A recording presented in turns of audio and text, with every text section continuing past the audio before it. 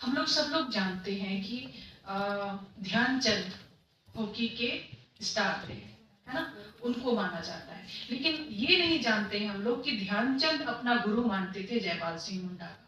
तो सोचिए कि एक ऐसा व्यक्तित्व तो हमारे बीच का, ऐसा अगुआ हमारा, जिसको पूरी दुनिया में मान मिलना चाहिए था, वो मान और सम्मान नहीं मिला।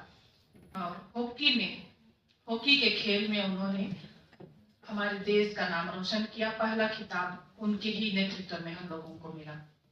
पहलकदमी ली, हमारे हक और अधिकारों के लिए उन्होंने लड़ाई लड़ी। कहाँ? संविधान सभा में। संविधान सभा में आप सभी को मालूम है कि 300 350 लोगों के बीच में, वो भी ऐसे लोग जो जमींदार थे, जो राजा रजवाड़े थे, उन लोगों के बीच में जयपाल सिंह मुंडा और उनके साथ साथ और 4 लोग थे, वो संविधान सभा में हमारा प्रतिनिधित्व कर रहे थे।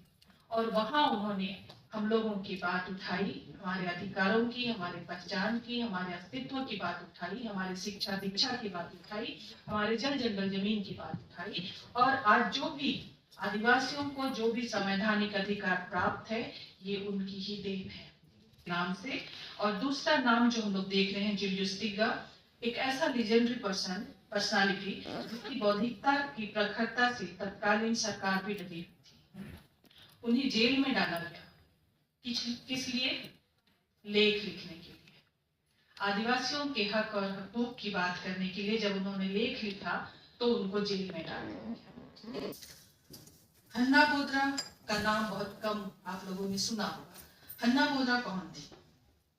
एक जुझारू महिला थी।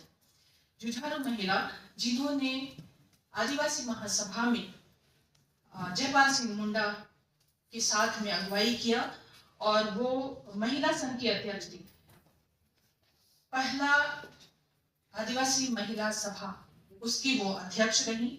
और उन्होंने आदिवासी आंदोलन में महासभा और झारखंड पार्टी के बैनर तले महिलाओं को संगठित किया, और बहुत तेज तर्रार महिलाएं थी। और हमेशा उनकी पहचान थी, वो तीर धनुष लेके चलती थी। उनका पहनावा, जो हम आदिवासियों का पहनावा है, जो बढ़िया पहनावा है, वो पहनती थी वो। और इतनी तेज तर्रार थी कि 1951 में उनको इसलिए जेल में डाला गया कि वो भड़काऊ भाषण देती है। जब वो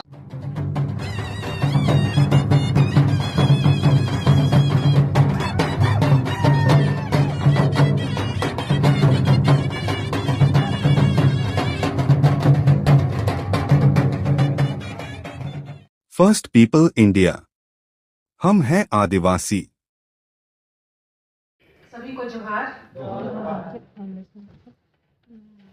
ठंड में बुलाए इसलिए कुड़कुड़ाते हुए मेरे लिए कुछ निकल तो नहीं रहा है ना?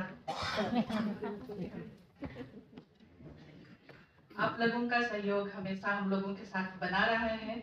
उम्मीद करते हैं कि आगे भी हम लोगों को मिलता रहेगा। प्रीति ने मुझे कहा कि अवार्डी और अवार्ड के बारे में आप लोगों को थोड़ा बताऊं, लेकिन उससे पहले मैं, चूंकि हमारी अध्यक्ष आज नहीं है, पारिवारिक कारणों से हमारे घर में एक देहांत हो गया और इसलिए वो नहीं आ पाई यहाँ पे।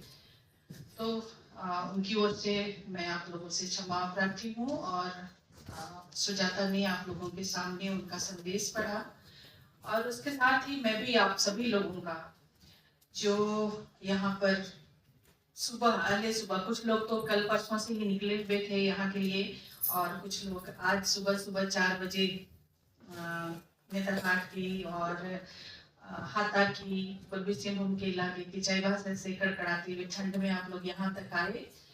आप सभी लोगों का बहुत बहुत जोहार। हमारे साथ में हमारे जो टाटा स्टील फाउंडेशन के साथ जो संचालित भाषा शिक्षण केंद्र है, वहाँ से हमारे जो अलग अलग जगहों से आए हुए हैं, अलग अलग राज्य से भी और अलग अलग जिले से भी, चाईबासा, दुमका और इधर पूर्वी सिंहभूम, गुमला, लातेहार, आप सभी लोगों को बहुत बहुत जोहार है हम लोगों का, प्यारा क्रिकेटर फाउंडेशन की ओर से, टाटा स्टील फाउंडेशन की ओर से।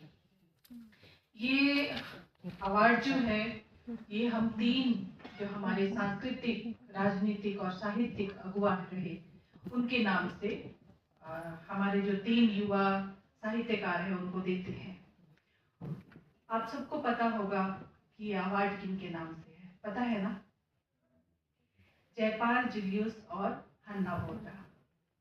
ये 3 महान अगुवा रहे हमारे, जिनके काम के बारे में हम लोगों को बहुत कम जानकारी रही, बहुत कम जानकारी मिलती है, क्योंकि हमें बताया ही नहीं जाता कि हमारे जो अगुवा हैं वो कौन है, उन्होंने क्या किया। हाल के दिनों में जयपाल सिंह मुंडा के बारे में लोगों ने लिखना, पढ़ना और उनके बारे में बताना शुरू किया। तो इसलिए जो एक स्कॉलर वाला जो हमारा ग्रुप है या हमारे लोग हैं, वो उनके बारे में थोड़ा जान रहे हैं। या गांव में जो लड़ाकू रहे या शहरों में जो लड़ाकू पढ़ने वाले रहे, राजनीतिक रूप से जो सचेत रहे, वो लोग उनके बारे में बेहतर जानते हैं। और ज्यादातर लोग जो जानते हैं वो उनको देखते हैं कि हॉकी के खेल में उन्होंने हमारे देश का नाम रोशन किया। पहला खिताब उनके ही नेतृत्व में हम लोगों को मिला। वो यहीं रांची जिला के टकरा गांव के रहने वाले थे और उनकी जो शिक्षा दीक्षा थी वो बचपन में ही उनको विदेश ले जाया गया और उनकी जो शिक्षा दीक्षा थी वही हुई। लेकिन लौटने के बाद जब उनको अपने बारे में, अपने लोगों के बारे में थोड़ी समझ नहीं कहेंगे, समझदारी तो पहले से थी उनमें, लेकिन उनमें ये सचेतता आई कि हमारे लोगों का क्या, सारी दुनिया एक तरफ लेकिन हमारे लोग कहाँ हैं इन सब चीजों में, इन सब जगहों में। तो उन्होंने वापस लौटने का निर्णय लिया और वापस लौटने के बाद राजनीति में उन्होंने अपनी पहलकदमी ली। हमारे हक और अधिकारों के लिए उन्होंने लड़ाई लड़ी। कहाँ? संविधान सभा में। संविधान सभा में आप सभी को मालूम है कि 300-350 लोगों के बीच में, वो भी ऐसे लोग जो जमींदार थे, जो राजा रजवाड़े थे, उन लोगों के बीच में जयपाल सिंह मुंडा और उनके साथ साथ और 4 लोग जो थे वो संविधान सभा में हमारा प्रतिनिधित्व कर रहे थे। और वहां उन्होंने हम लोगों की बात उठाई, हमारे अधिकारों की, हमारे पहचान की, हमारे अस्तित्व की बात उठाई, हमारे शिक्षा दीक्षा की बात उठाई, हमारे जल जंगल जमीन की बात उठाई। और आज जो भी आदिवासियों को जो भी संवैधानिक अधिकार प्राप्त है, ये उनकी ही देन है। उन्होंने, जैसा कि मैंने कहा कि हम लोग सब लोग जानते हैं कि ध्यानचंद हॉकी के स्टार थे, है ना, उनको माना जाता है। लेकिन ये नहीं जानते हैं हम लोग कि ध्यानचंद अपना गुरु मानते थे जयपाल सिंह मुंडा का। तो सोचिए कि एक ऐसा व्यक्तित्व तो हमारे बीच का, ऐसा अगुवा हमारा, जिसको पूरी दुनिया में मान मिलना चाहिए था, वो मान और सम्मान नहीं मिला। कुछ हमारी भी गलती रही, हमने भी नहीं दिया। लेकिन अब जब हम लोग जान रहे हैं, अब जब हम चीजों को समझ रहे हैं, तो हमें अपने अगुवा को पहचानना और उनको सम्मान देना हमारी जरूरत है। उनको सम्मान हम क्या देंगे? उनको सम्मान देते हुए हम सम्मानित होते हैं। उनका जो राजनीतिक पहलकदमी रहा, उन्नति सभा, आदिवासी महासभा, इनका जो गठन रहा, इनके माध्यम से आज जिस राजनीति को हम लोग देख रहे हैं वो वहीं से शुरुआत होती है। तो ऐसे थे हमारे जयपाल सिंह मुंडा जी, उनके नाम से। और दूसरा नाम जो हम लोग देख रहे हैं, जुलियस टिग्गा, एक ऐसा लेजेंडरी पर्सनालिटी जिसकी बौद्धिकता की प्रखरता से तत्कालीन सरकार भी डरी थी। उन्हें जेल में डाला गया। किस लिए? लेख लिखने के लिए, आदिवासियों के हक और हकूक की बात करने के लिए। जब उन्होंने लेख लिखा तो उनको जेल में डाल दिया। इनका जन्म 13 अक्टूबर 1903 को रांची के ब्राम्बे गांव में हुआ था। ब्राम्बे पता है ना, बिल्कुल बगल में, वहां हुआ था। रांची, गुमला और उड़ीसा में उन्होंने पढ़ाई की। वे दर्शन शास्त्र में बीए ऑनर्स पास थे। 1926 में उन्होंने बीए ऑनर्स किया था। और 30 के दशक में आदिवासी राजनीति, साहित्य और पत्रकारिता में सक्रिय थे। आदिवासी महासभा के महासचिव रहे, आदिवासी पत्र के संपादक और प्रकाशक रहे। उनका व्यक्तित्व बहुत बहुआयामी था। उन्होंने कुड़ुक भाषा को भी अपने विद्वत लेखन से समृद्ध किया। राजनीतिज्ञ और संगठनकर्ता तो थे ही बहुत अच्छे, लेकिन वो एक प्रखर शिक्षाविद भी थे। उन्होंने धुमकुड़िया स्कूल का गठन किया, उनकी स्थापना की, और जिस जो परिकल्पना उन्होंने हम लोगों की आदिवासी शिक्षा को लेकर किया था, वैसी शिक्षा व्यवस्था, वैसा शिक्षा पैटर्न हम लोग अभी तक हमारी जितनी भी सरकारें बनी है वो नहीं कर पा रहे हैं। उनको पता था कि हम आदिवासियों को कैसी शिक्षा चाहिए, जिससे हम अपने जल जंगल जमीन के अधिकारों को बचा सके, अपनी संस्कृति को, अपने साहित्य को बचा सके और आगे बढ़ा सके। हन्ना बोदरा का नाम बहुत कम आप लोगों ने सुना होगा। हन्ना बोदरा कौन थी? एक जुझारू महिला थी। जुझारू महिला जिन्होंने आदिवासी महासभा में जयपाल सिंह मुंडा के साथ में अगुवाई किया, और वो महिला संघ की अध्यक्ष थी। पहला आदिवासी महिला सभा, उसकी वो अध्यक्ष रही, और उन्होंने आदिवासी आंदोलन में महासभा और झारखंड पार्टी के बैनर तले महिलाओं को संगठित किया, और बहुत तेज तर्रार महिलाएं थी, और हमेशा उनकी पहचान थी, वो तीर धनुष लेके चलती थी। उनका पहनावा, जो हम आदिवासियों का पहनावा है, जो बढ़िया पहनावा है, वो पहनती थी वो, और इतनी तेज तर्रार थी कि 1951 में उनको इसलिए जेल में डाला गया कि वो भड़काऊ भाषण देती है। जब वो अपने जल जंगल जमीन की बात कहती थी तो उसके लिए उनको जेल में डाला गया। तो ये तीन हमारे महान अगुवा हैं जिनके नाम से हम ये सम्मान हमारे जो युवा लेखक हैं उन लोगों को देते हैं। ये अवार्ड हम लोगों ने 2023 से शुरू किया। पहला अवार्ड हम लोगों ने दिया था, और इस अवार्ड को देने में हमारे साथ हमेशा से हम कदम रहे हैं टाटा स्टील फाउंडेशन। और इसकी घोषणा, ये जो अवार्ड है, इसकी घोषणा हम लोग 9 अगस्त को करते हैं। विश्व आदिवासी दिवस के दिन हम जारी करते हैं कि भाई हमारे जो लेखक हैं, जो युवा लेखक हैं, वो इस ओर ध्यान दें और अपनी अप्रकाशित पुस्तकों की पांडुलिपि, जो लगभग 100 पेज की होनी चाहिए, उसकी प्रविष्टि दाखिल करें, और जो किसी भी भाषा में, किसी भी लिपि में और किसी भी विधा में हो सकती है। शर्त बस इतनी होती है कि वो आदिवासियत पर हो, आदिवासियों के द्वारा लिखी गई हो, आदिवासियों के लिए लिखी गई हो। इन 100 पेज की जो पांडुलिपि हम लोगों को भेजी जाती है युवा रचनाकारों के द्वारा, उनमें उनका चयन हमारी जो टीम है, जूरी मेंबर, वो करते हैं। 3 सदस्यीय जूरी मेंबर्स हैं, वो इसका चयन करते हैं। और इस जैसा मैंने कहा कि पहली शर्त होती है आदिवासियत का होना। और ये जो सम्मान हम अपने लेखकों को, साहित्यकारों को, रचनाकारों को देते हैं, इसमें हम बहुत ज्यादा नहीं कुछ कर पाते हैं, लेकिन हमारा मानना है कि हमारे लेखकों को अपने समाज के बारे में लिखना चाहिए। अपने समाज की बातों को बाहर लाने की जिम्मेदारी भी उनकी होती है, क्योंकि जब तक हम नहीं करेंगे, अभी तक जो एक तरफा संवाद चल रहा है वही चलता रहेगा। हमारी अब तक हमारे द्वारा कही गई बातों को सामने लाने की भूमिका हमारे लेखकों की होनी है। इसमें हम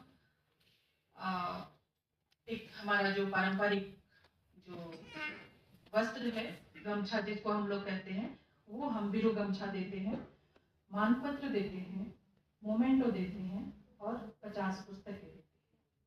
साथ ही जो 100 पुस्तकों की रॉयल्टी होती है, प्रथम रॉयल्टी होती है, वो हम उनको देते हैं।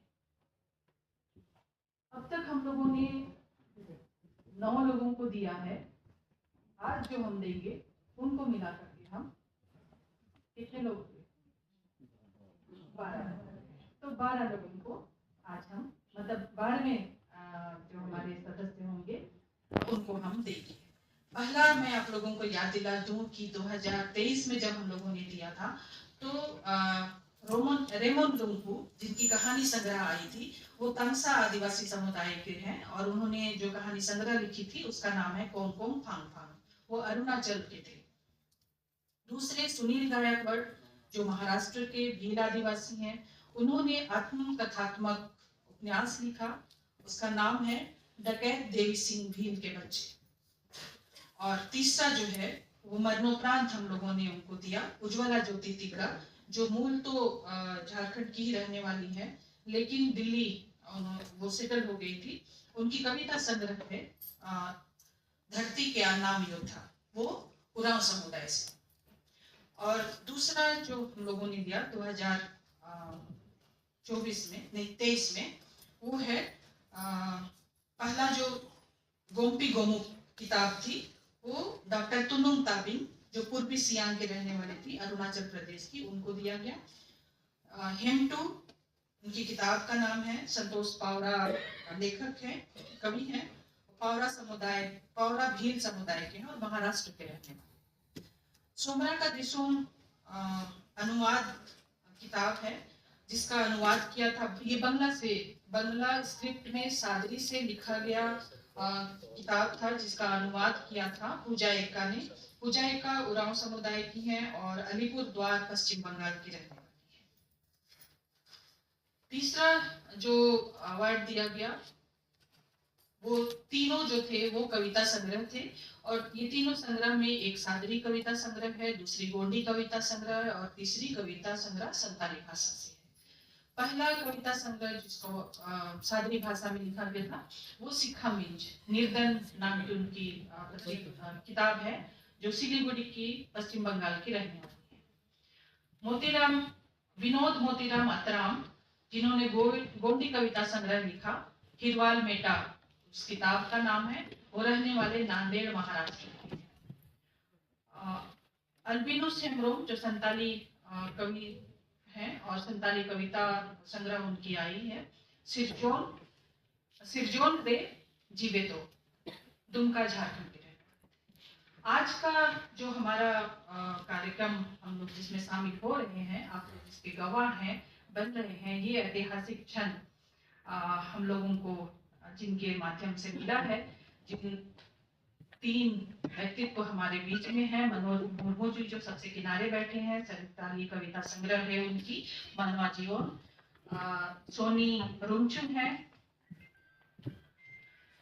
जिनकी हिंदी कविता संग्रह है वह जो पेड़ नहीं था। ये रहने वाले हैं पापुम पारे अरुणाचल के, और मनोज मुर्मू साहिबगंज के, शायद मैं छूट गई थी बोलने के लिए।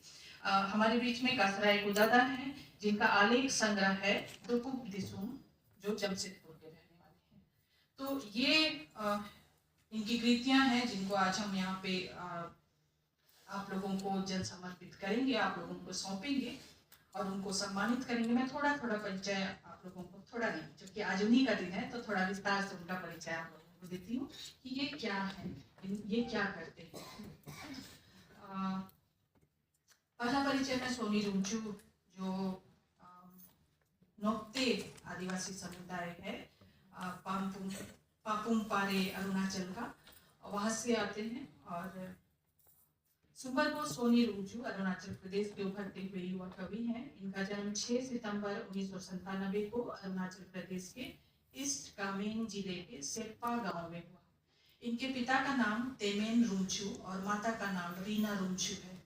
मूलतः इनका परिवार अरुणाचल के तिरप जिले के लाजू गांव में रहता है, जहां इनकी जड़ें, संस्कृति और परंपराएं आज भी जीवित हैं। सोनी रुमचू ने अपनी प्रारंभिक शिक्षा अपने गृह प्रदेश में पूरी की और आगे की उच्च शिक्षा के लिए राजीव गांधी विश्वविद्यालय ईटानगर में प्रवेश किया। वहीं से उन्होंने हिंदी साहित्य में एमए की उपाधि प्राप्त की। वर्तमान में वे इसी विश्वविद्यालय से पीएचडी शोधार्थी हैं और आदिवासी समाज, भाषा, संस्कृति तथा आधुनिक हिंदी कविता में उभरते नए स्वर जैसे विषयों पर गंभीर अध्ययन कर रहे हैं। सोनी रुमचू ओलो यानी नोक्ते समुदाय से हैं, जो इतिहास में अपनी विशिष्ट भूमिका के लिए जाना जाता है। बहुत कम लोग जानते हैं कि अंग्रेजों को चाय की पहली जानकारी नोक्ते समुदाय के लोगों से मिली। हम लोग चाय पीते हैं ना, तो नोक्ते समुदाय की ओर से दिया। इसी ज्ञान ने ब्रिटिश शासनकाल में चाय की खेती और व्यापार का मार्ग प्रशस्त किया। इस ऐतिहासिक प्रसंग में कई संघर्ष और युद्ध भी शामिल हैं, जो ओलो आदिवासी समुदाय के गौरवशाली इतिहास का बखान करती है। सोनू रुचि की कविताएं उनके अनुभवों, परिवेश और अंतर्मन की सहज अभिव्यक्ति है। उनकी पुरस्कृत पांडुलिपि वह केवल पेड़ नहीं था, हिंदी कविता संग्रह है, जिसमें उनकी रचनात्मक चेतना और जीवन दृष्टि का गहरा प्रतिबिंब हम लोगों को देखने को मिलता है। इस संग्रह की काव्य रचनाएं किसी एक विचार या विषय तक सीमित नहीं है, वे जीवन की विविध धाराओं को समेटे हुए हैं। कहीं वह एक स्त्री की संघर्ष गाथा है, कहीं अरुणाचल की प्रकृति और लोक जीवन की झलकियां हैं, कहीं समकालीन समाज की बेचैनी और चिंता है, तो कहीं प्रेम, करुणा और आशा की उजली किरण है। सोनी रुंचू की कविताएं न केवल उनके व्यक्तिगत अनुभवों की अभिव्यक्ति हैं, बल्कि पूर्वोत्तर भारत की युवा पीढ़ी की संवेदना, संघर्ष और सपनों की भी सजीव झलक प्रस्तुत करती है। वे प्रकृति, मनुष्य और समाज के रिश्तों को बेहद सहजता से जोड़ते हैं और इसी मानवीय दृष्टि के कारण उनकी कविताएं पाठकों के हृदय को गहराई से स्पर्श करती हैं। तो ये हमारे सोनी रुंचू परिचय। दूसरा परिचय मनोज मुर्मू जी का मैं यहाँ पर सब लोगों को बताती हूँ। सुंबरगो मनोज मुर्मू संताल आदिवासी समुदाय के एक युवा और उभरते हुए साहित्यकार हैं। उनका जन्म 10 फरवरी 1998 को झारखंड राज्य के साहिबगंज जिले के बढ़े प्रखंड स्थित कलबड़िया गांव में हुआ। इनके पिता का नाम दाऊद मुर्मू और माता का नाम मालती हेमरो। वर्तमान में मनोज मुर्मू शिबू सोरेन जनजातीय डिग्री कॉलेज बोरियो में अध्ययनरत हैं। साथ ही वे झारखंड सरकार के ग्रामीण विकास विभाग के अंतर्गत सोशल ऑडिट यूनिट में ब्लॉक फील्ड कोऑर्डिनेटर के रूप में भी कार्यरत हैं। स्कूली जीवन के समय से ही उनकी रुचि कविता, गाने और लिखने की रही है। उनकी पहली कविता दुमका से प्रकाशित होने वाले दैनिक समाचार पत्र संताल एक्सप्रेस में छपी थी। वर्ष 2021 में आयोजित trilingual short story writing contest में उनकी संताली कहानी चेदाक को द्वितीय पुरस्कार मिला। इसके अतिरिक्त 2022 में आयोजित जिला स्तरीय युवा उत्सव कार्यक्रम में मेरे सपनों का भारत 2047 विषय पर उत्कृष्ट निबंध लेखन के लिए उन्हें प्रथम पुरस्कार से सम्मानित किया गया। उनकी पुरस्कृत पांडुलिपि मानवा जीवन संताली भाषा में रचित कविता संग्रह है, जिसे देवनागरी लिपि में प्रस्तुत किया गया है। इस संग्रह की कविताएं मानव जीवन के विविध पहलुओं, संघर्षों, संवेदनाओं और आशाओं को अभिव्यक्त करती है। इसमें एक युवा संताली मन की जिजीविषा, स्वप्न और जीवन दृष्टि का सजीव चित्र मिलता है।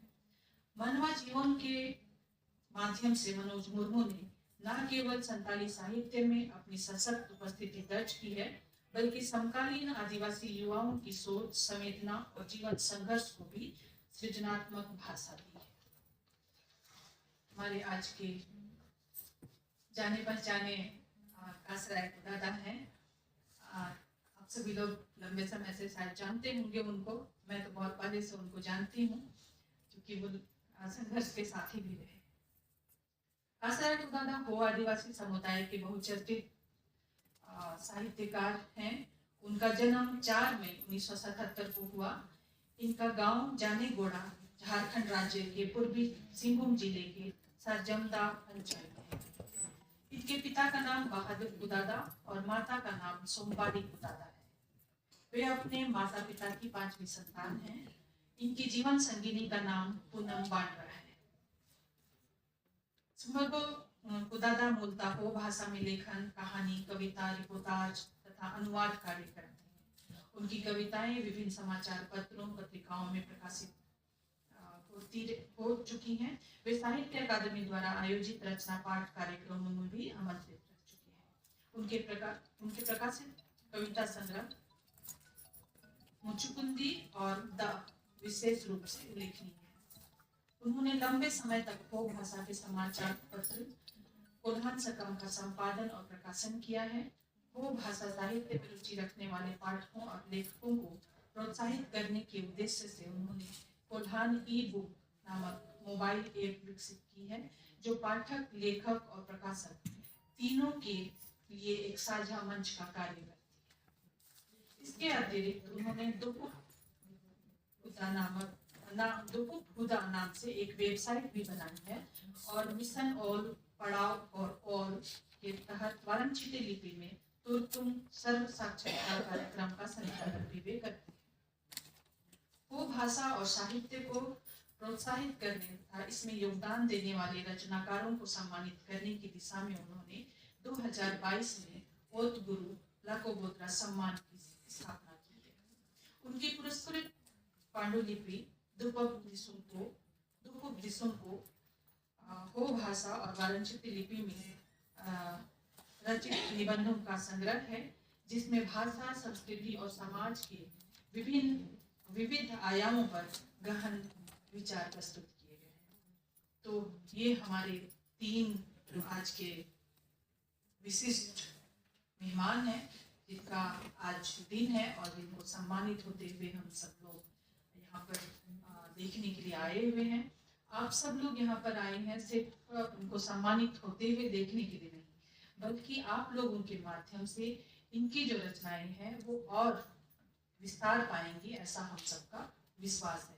ये आयोजन सिर्फ हम एक दूसरे को बधाइयाँ देने के लिए नहीं, बल्कि एक दूसरे से संपर्क करने के लिए, एक दूसरे से बातचीत करने के लिए, एक दूसरे से को जोड़ने के लिए हम यहाँ पे झारखंड की लगभग सभी मतलब जो मुख्य भाषाएं जिनको हम कह सकते हैं 5 बड़ी भाषाओं के अलावा क्षेत्रीय भाषाएं हैं यहाँ पे, और जो हमारी असोद, बिरजिया और बिरोर है, ये सारे लोग हम यहाँ पे जमा हुए। तो ये आयोजन का मतलब सिर्फ और सिर्फ ये नहीं है कि हमारे जो युवा रचनाकार हैं उनको सम्मानित करना, बल्कि हमारा एक दूसरे के साथ एक पुल बनाना है, एक दूसरे से सम्मान कायम करना है, ताकि हर समय जब हम जहाँ कहीं भी एक आदिवासी होने, एक झारखंडी होने की भूमिका में काम करें, एक दूसरे के साथ संवाद स्थापित करें और हमारा जितना भी साहित्य है, साहित्य की जितनी भी विधाएं हैं, उनको हम पढ़ें, उनको हम जानें और उनको आगे बढ़ाएं, ताकि लोग ये ना कह सकें कि हम आज के लिखने वाले, हमारा इतिहास लेखन का बहुत पहले का है और हम उसी इतिहास को आगे बढ़ा रहे हैं और उसके साक्षी भी हैं और उसके वाहक भी हैं। तो आप सभी लोगों को इस महत्वपूर्ण अवसर पर अपनी उपस्थिति, अपनी गरिमा में उपस्थित रहने के लिए मैं आप सबों का आभार भी प्रकट करती हूँ, आप लोगों का स्वागत भी करती हूँ। जोहार।